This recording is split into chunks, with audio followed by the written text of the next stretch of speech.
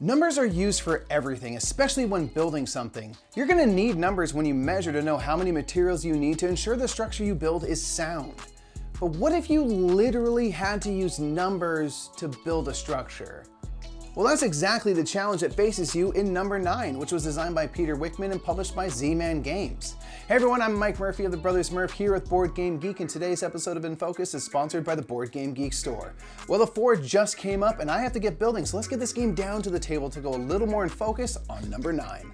In Number 9, players will be using polyomino tiles, which represent numbers, to build a multi-level structure in order to score the most points possible. Players will be using tiles representing numbers 0 through 9, each having its own unique shape. Each turn, one player will flip over a card which will dictate which number must be used that round. Then each player must add that tile to the structure they are building. When placing, the new tile must share a side with an existing tile on that level if there is one, and the tile may be rotated but not flipped over. Each number is worth points equal to its value multiplied by the level it is on. Everything on the ground level, however, is worth 0 points regardless of what number it is. So players must build up into the air, and the higher they go, the bigger the point multiplier.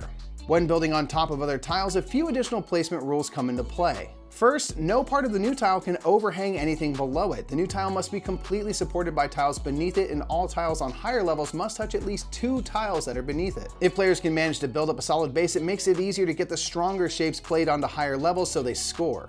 Players will continue to play simultaneously, flipping over a new card until the deck is run dry and each player has played every number tile twice.